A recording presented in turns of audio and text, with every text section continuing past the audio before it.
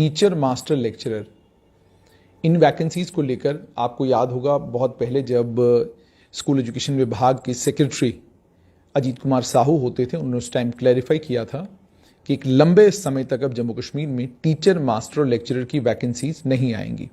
उन्होंने उसके पीछे कारण भी बताए थे और ये भी कहा था कि अगर ये कारण नहीं होते तो शायद ये वैकेंसीज आने वाले वक्त में एडवर्टाइज होती। लेकिन अब युवा मेरे साथ मनमोहन सिंह है, जम्मू यूनिवर्सिटी में स्कॉलर भी हैं। मनमोहन का ये कहना है कि अगर टीचर मास्टर और लेक्चरर की वैकेंसीज आपने एडवर्टाइज ही नहीं करनी है तो फिर ये बीएड का तमाशा क्यों?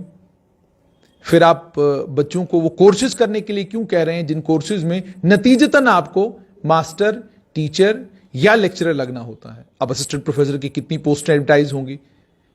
अगर बड़े नंबर में एडवर्टाइज होनी है तो टीचर मास्टर की ही तो होंगी। मेरे साथ मनमोहन है। मनमोहन, सबसे पहले मुझे ये बताइए कि आपका मूड पॉइंट क्या है? सर, सबसे पहले तो आपका बहुत बहुत धन्यवाद। और इस चीज़ का मैं एक अप्रिशिएट करना चाहूँगा कि यूथ के लिए आप हमेशा आगे आते हैं और ये एक बहुत बड़ा इश्यू सिर्फ आज से ही नहीं, ये हमारे पास 2018 से सामने था और 2018 से हमें बिफूल किया जा रहा था, जिसके अंदर जब गवर्नर सत्यपाल मलिक जो है, जम्मू का पूरा कार्यभार उनके पास था, तो उस टाइम पे एक गवर्नमेंट ने एक ऑर्डर निकाला था कि हमारे पास जो जम्मू कश्मीर के अंदर इसको एक सैक ऑर्डर कहते थे, जिसके अंदर ये था कि हमारे पास जो रहबर तालीम के जो टीचर्स थे उनके मर्जर की बात हो रही थी। बिकॉज उनको कहा जा रहा था कि स्टेट गवर्नमेंट के पास इतना फंड नहीं है और इसलिए हमारे पास सेंटर हमें स्पॉन्सर नहीं कर रही है, तो इसलिए हमारे पास इनको मर्जर करना पड़ेगा। तो उस चीज को लेके एक बहुत बड़ा बवाल जम्मू के अंदर हमारे पास हुआ था। यूथ ने बढ़ चढ़कर इस चीज में हिस्सा लिया था और एक जम्मू के अंदर एक मैसिव प्रोटेस्ट हुआ था। और उसी समय चलते हमारे पास सत्यपाल मलिक जी से हमारी 3 मीटिंग्स हुई थी, जिसके ऊपर हमारे पास एक बहुत बड़ा एक डिस्कोर्स हुआ था इस पूरे इशू के ऊपर, जिसमें उन्होंने कुछ हमारी बातों को समझा था, कुछ बातों को हमारे पास साइड लाइन भी किया था और कुछ को हमारे पास वहां पे स्ट्रीमलाइन किया था।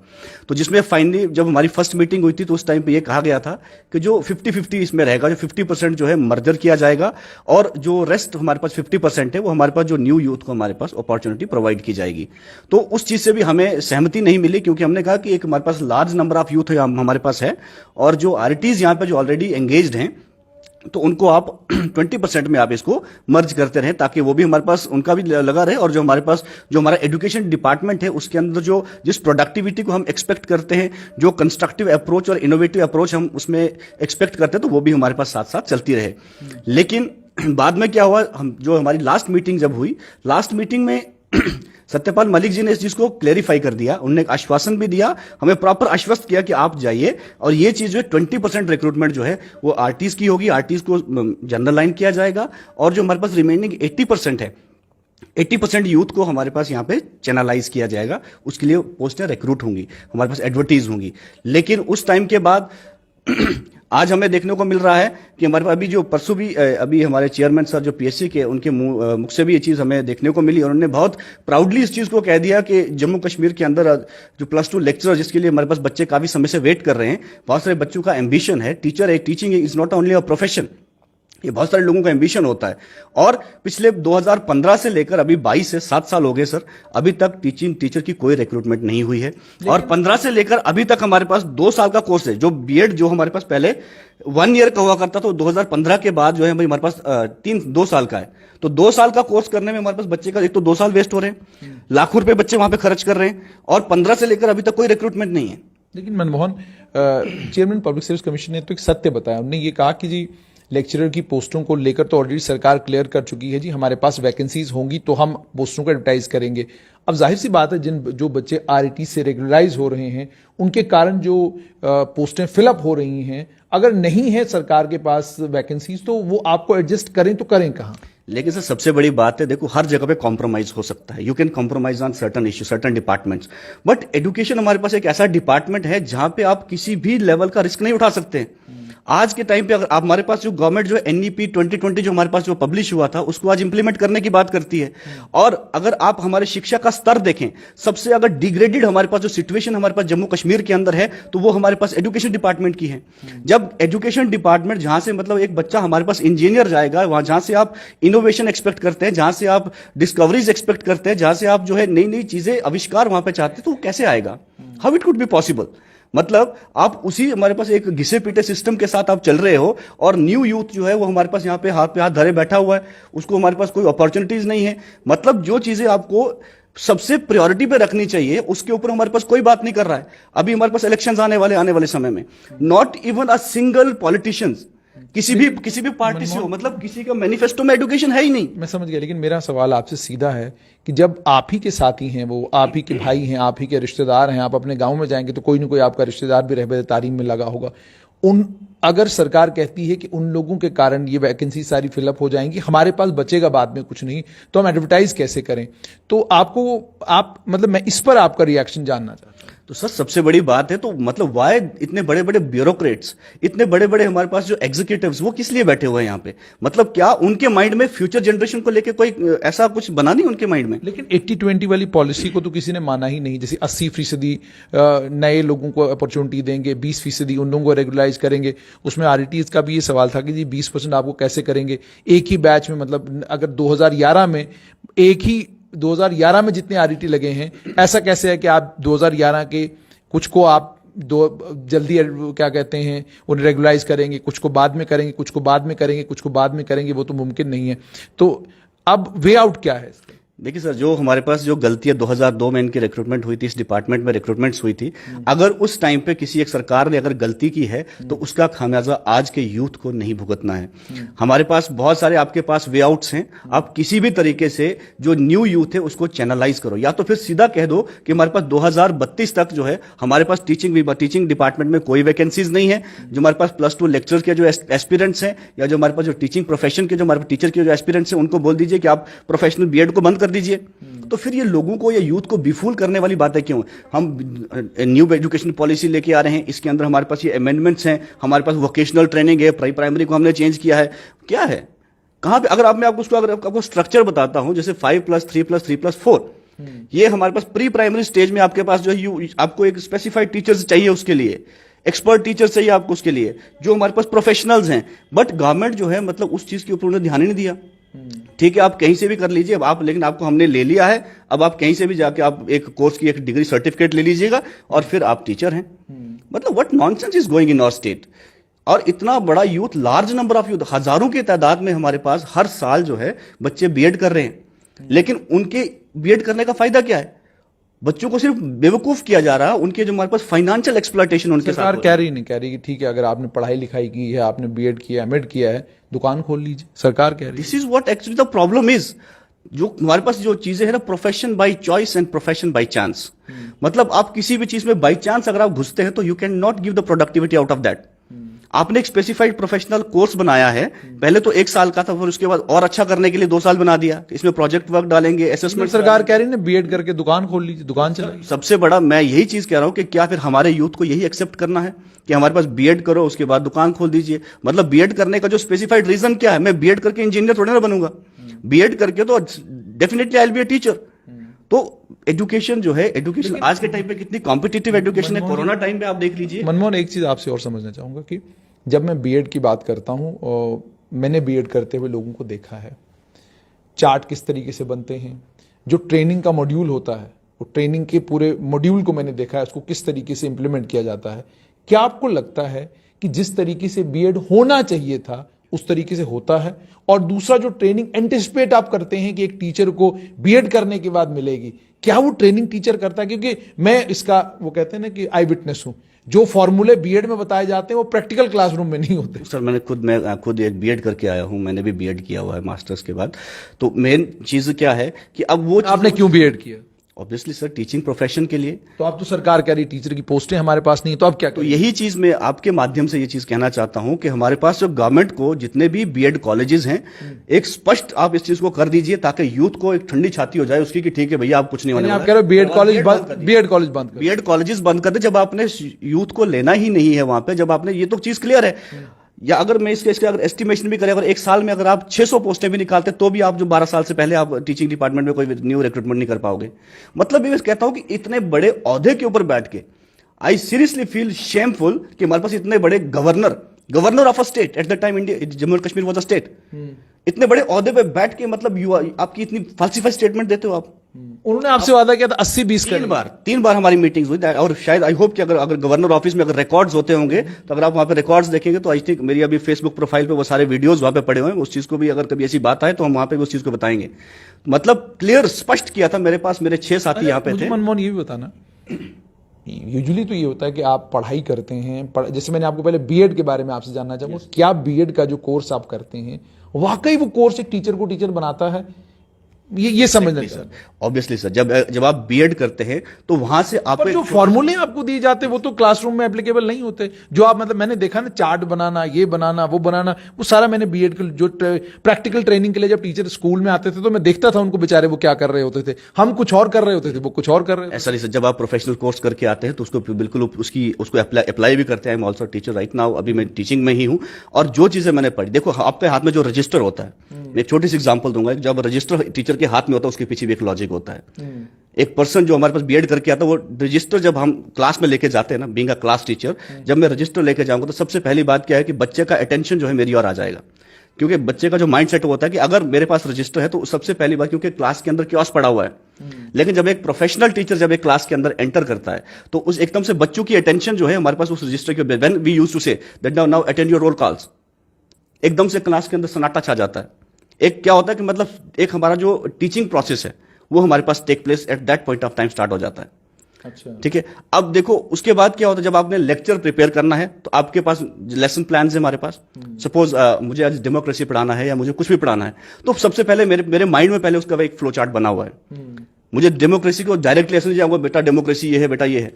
डेमोक्रेसी से पहले बच्चों को हमारे पास बताना है where we are living, in which we country are living, we are suppose to. जब हमने डायरेक्ट बच्चे को वहां पे नहीं लेके आना है, हमें बच्चे को मोटिवेट करना है। लेकिन मनमोहन, आप बीएड की ट्रेनिंग करते हैं, एमएड करेंगे, उसके बाद फिर आप मान लीजिए सरकारी स्कूल में टीचर लग जाते हैं, मास्टर लग जाते हैं, फिर आता है कंपैरेटिव एनालिसिस।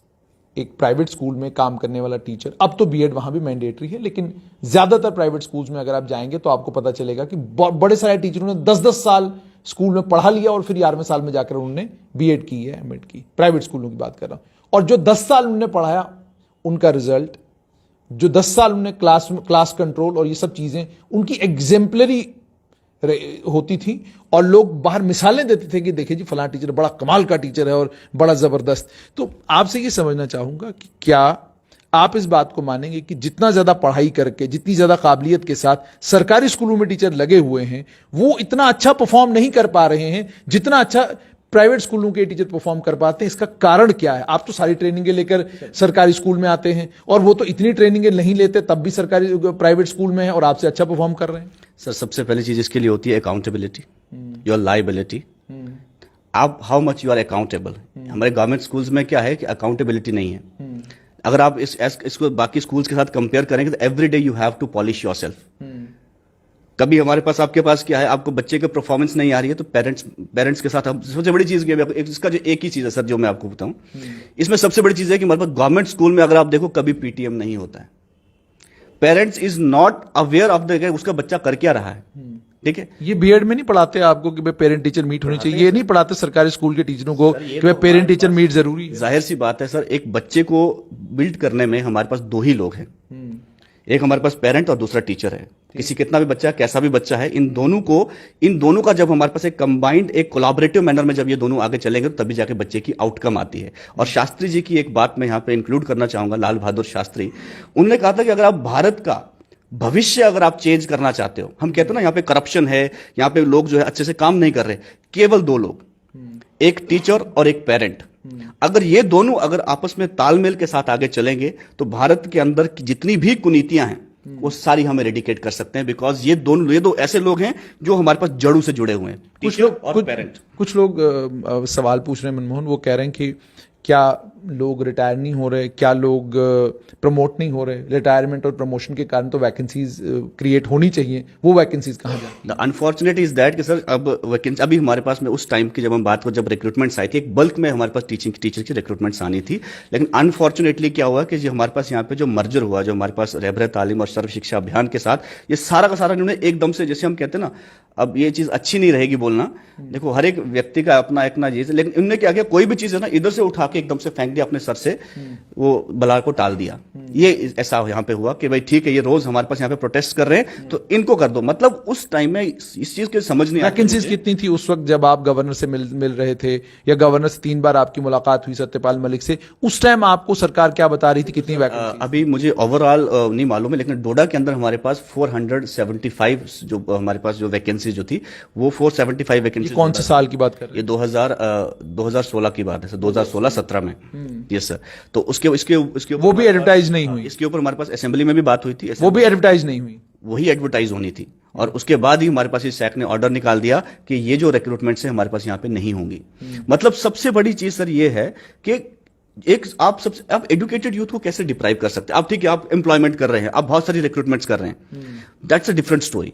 मतलब जहां से आपको एक देश का भविष्य निकलना है, उस सेक्टर में तो कोई बात ही नहीं कर रहा है। क्या हमारे पास ब्यूरोक्रेट्स, क्या हमारे पास पॉलिटिशियन? देखो, जब जितने भी अभी हमारे पास इलेक्शंस आने वाले हैं, इलेक्शंस में क्या होगा? इलेक्शंस में हमारे पास कोई इधर की इधर फेंकेगा, कोई यहां की यहां फेंकेगा, लेकिन जो रूट कॉज है उसको कोई टच नहीं करेगा। रूट कॉज क्या है? कभी आप पानी की बात करेंगे, बिजली की बात करेंगे, बेसिक चीजें बातें होती हैं, लेकिन कोई भी पर्सन जम्मू कश्मीर में खास तौर से इतने बड़े बड़े हमारे पास चीफ मिनिस्टर भी रह चुके हैं, हमारे पास डिप्टी चीफ मिनिस्टर भी रह चुके हैं, बट उनके मुंह से एजुकेशन डिपार्टमेंट को लेके एक लफ्ज नहीं निकलता है। मतलब जिस चीज के ऊपर आपके रोज यहाँ पे डिस्कोर्स होना चाहिए, न्यू इनोवेटिव थिंग्स के ऊपर डिस्कस करना चाहिए, आपको रोज ये जो आपका डिपार्टमेंट है ये रोज हमारे पास सुर्खियों में होना चाहिए आपकी वजह से ये। लेकिन अब आखिर में मैं आपसे जानना चाहूंगा कि आप फाइनली चाहते क्या, सरकार को क्या करना चाहिए? देखिए सर, हम ये चाहते हैं कि कोई भी वे आउट निकालिए। We are not responsible, you are the policy maker, you have degraded the future of Jammu and Kashmir youth. और जो हमारे पास, या तो आप बीएड कॉलेजेस को स्पष्ट तरीके से बंद करें, या फिर यहाँ पे जो न्यू रिक्रूटमेंट के लिए हमारे पास कोई आप वे आउट निकालें, जहां से हमारे पास रेगुलर बेसिस के ऊपर टीचिंग डिपार्टमेंट में +2 लेक्चरर और जनरल लाइन टीचर्स की वैकेंसीज को आप ओपन करें।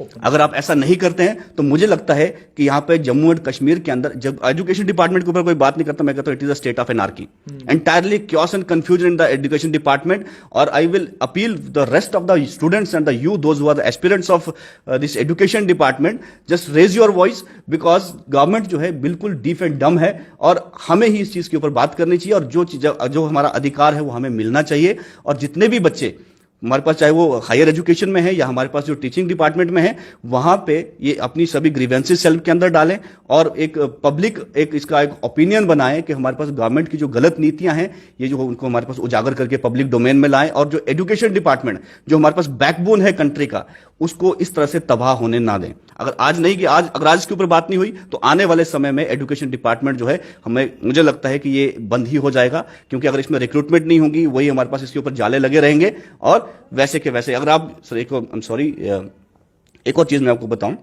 यहां पे हमारे पास न्यू एजुकेशन पॉलिसी के अंदर हमारे पास पुपिल टीचर रेशो होता है। अगर आप स्कूल्स को अगर इन्वेस्टिगेट करेंगे, एक टीचर के अंदर हमारे पास कितने बच्चे आते हैं? 20 स्टूडेंट्स। अगर एक स्कूल के अंदर हमारे पास 10-10 टीचर बैठे हुए, 7-7 टीचर बैठे हैं, और बच्चे हमारे पास 5 बच्चे हैं, 6 बच्चे बैठे हुए वहां पे, why this things are not in the inquiry? तो मैं कहता हूं हर चीज को इलेक्शंस के साथ और वोट बैंक के साथ नहीं जोड़िए। अगर आप सच में अगर कुछ देश के लिए करना चाहते हैं, आप अपनी स्टेट को प्रोडक्टिव और कंस्ट्रक्टिव वे में आगे लेके जाना चाहते हैं, तो आपने जो रूट कॉजेज हैं उनको आप उजागर करें, और इसके ऊपर हमारे पास हमेशा एक डिस्कोर्स होना चाहिए, ताकि आने वाले समय में जो यूथ की जो प्रॉब्लम्स है उनको अच्छे तरीके से एड्रेस किया जाए। अच्छे इंजीनियर्स, अच्छे डॉक्टर्स, अच्छे फिलोसोफर, अच्छे साइंटिस्ट जो है वो हमारे पास बाहर निकले। Sir, we are the largest engineering producer states of the world. Political science में स्टेट बोलते हैं एक्चुअली कंट्री को। तो सबसे बड़ी स्टेट इंडिया है, जहां से सबसे ज्यादा इंजीनियर्स निकल रहे हैं। बट हमारे यहाँ पे जो क्या हो रहा है, हमारे पास कोई इनोवेशन हो रही है, कोई डिस्कवरी हो रही है? नहीं हो रही है। क्यों? और चाइना के अंदर एक इंजीनियर जो है वो हमारे पास हर एक साल जो है हमारे पास एटलीस्ट वो एक फोन तो बना ही सकता है, एक इंजीनियर। तो सही ये चीज हमारे पास यहाँ पे क्यों नहीं है? बिकॉज एजुकेशन डिपार्टमेंट के अंदर एक डेडलॉक है। इस डेडलॉक को रिमूव करना होगा, अन्यथा जम्मू कश्मीर जो है वो हमारे पास बिल्कुल एक अंधेरे में जा रहा है। ठीक है, बहुत बहुत शुक्रिया। तो ये थे मनमोहन। आपने साफ तौर पर इनसे 2 बातें मनमोहन सिंह से सुनी। पहली बात तो ये कि स्कूल एजुकेशन डिपार्टमेंट में टीचर, लेक्चरर और मास्टर की वैकेंसी जो हैं वो एक लंबे समय से नहीं निकली हैं, और सरकार ने एक बार ये भी क्लियर किया था कि लंबे वक्त तक अभी वैकेंसीज नहीं निकलेंगी, क्योंकि हमें कुछ टीचर्स को रेगुलराइज करना है। वो रेगुलराइजेशन का प्रोसेस जो है वो अभी चल ही रहा है। उस रेगुलराइजेशन के प्रोसेस के कारण अब ये सवाल इनका बिल्कुल सही है कि अगर टीचर और मास्टर लेक्चरर की वैकेंसी रिक्रूटमेंट होनी ही नहीं है तो फिर बीएड आप किसको करा रहे हैं, एमएड आप किसको करा रहे हैं। फिर बीएड और एमएड को नए बच्चों पर मैंडेटरी ना करें, तब तक कम से कम मैंडेटरी ना करें जब तक आपके पास वैकेंसीज ना हो। लेकिन अब वहीं पर सवाल दूसरा ये भी है कि जो उसके अलावा कॉलेजेस में जो असिस्टेंट प्रोफेसर हैं उनके लिए क्या मैंडेटरी किया हुआ, आपने पीएचडी मैंडेटरी किया हुआ है, लेकिन टीचर लेक्चरर मास्टर के लिए आपने बीएड मैंडेटरी रखा हुआ। अब सवाल यहां पर यह है कि अगर सरकार के पास वैकेंसीज नहीं है तो क्यों नहीं है।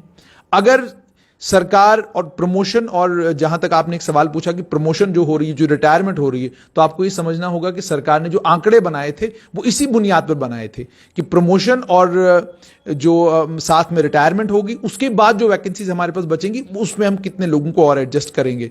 तो साफ तौर पर ये सरकार ने अपना कोई गणित बिठाया है, मगर सरकार की भी ये जिम्मेदारी बनती है कि सरकार, अगर आपने टीचर मास्टर और लेक्चरर की रिक्रूटमेंट नहीं करनी तो फिर बीएड मैंडेटरी क्यों। और उसके अलावा दूसरी चीज ये कि स्कूलों को जो एक्सपेक्टेशन है सरकारी स्कूलों से, उस पर आज भी सरकारी स्कूल खरे नहीं उतर पा रहे।